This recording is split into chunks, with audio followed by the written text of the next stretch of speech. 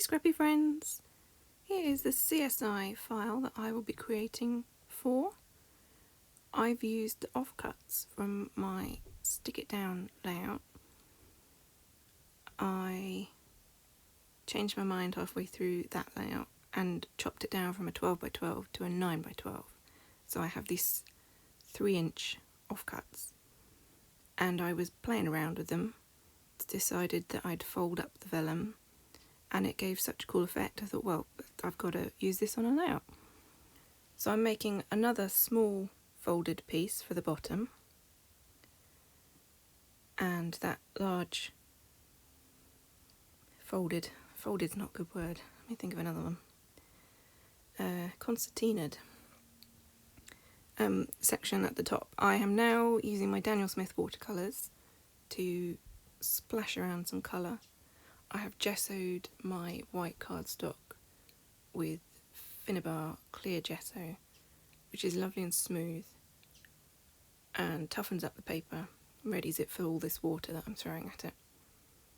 I'm not being careful with my colour. I find add it however it comes out of the brush, kind of slapdash, is going to give you wonderful effects.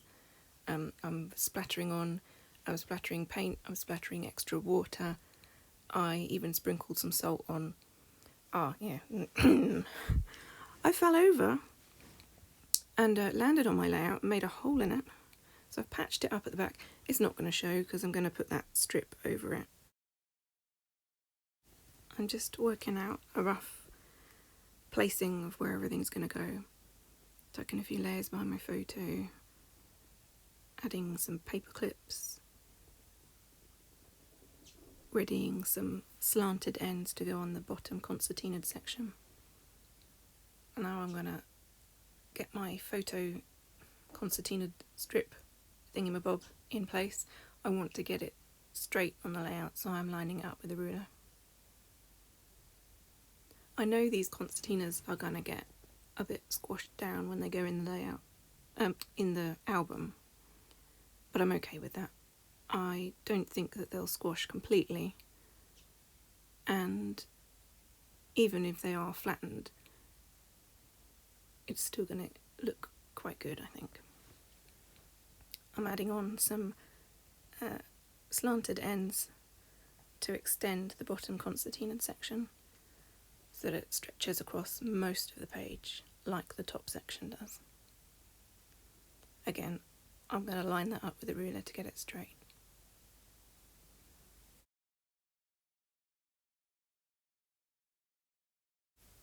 So my colour scheme of white, 2 different colours of aqua, grey, charcoal, comes from the case file.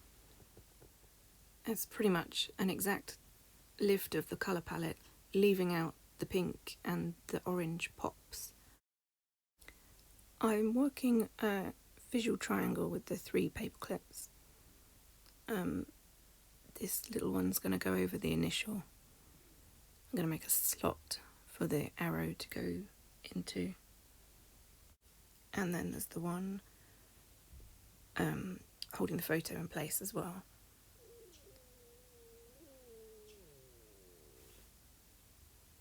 Now I'm going to add my title, which is So Grown Up. And it's scary when you look at photos of them and think, you were only just a baby, and now look at you. So that's going to go above the lower concertinaed section. And it's white on, well, some of it's on white, and it doesn't show up hugely, but I'm okay with that. I like subtle. I've layered that onto another charcoal sheet of card to give it a nice border. Taking the heart off, I didn't like it. It wasn't clicking for me. I don't know why, and I try and replace it with other things, and it's not working. I'm moving on to some stickers now, so I'm starting to embellish, and I've been guided by the case file. It's got sort of small doodly patterns, crosses, triangles, touch of whimsy, and I'm going to add that in, hopefully, with stickers and stamping as well. I've got a Cocoa Vanilla sheet of clear stickers, and they've got some sort of brush mark paint stripe stickers, and the colours match, so I thought I'll add them in as well. I'm going to add a few tiny word stickers. I've kind of made up a sentence using them. You are all kinds of awesome, which he is. Going in for another paint stripe, so I'm going to remove a bit of my title and get that underneath.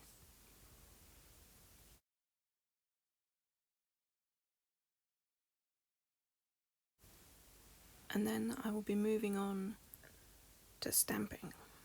One of my things for this year is to try and include more stamping in my layouts. I always use stamping when I'm making cards, yet I kind of leave it out when it comes to layouts. Most of the stamps I'm using are from the wonderful Skull and Crossbones. Some are from the Retro Sweeties set, so I'm not using them like they're intended at all. This little wood-mounted stamp is from the Skull and Crossbones advent calendar from a few years back. And I'm using a couple of shades of grey ink, so they're not going to be hugely in-your-face obvious. They're just subtle and sprinkled all over the page, like the case file suggests.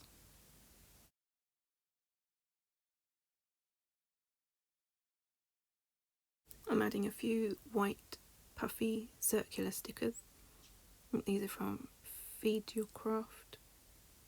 They're not new, so I doubt they're still in stock. Finally deciding, I think I'm just going to leave that spot blank. I don't think it necessarily needs anything.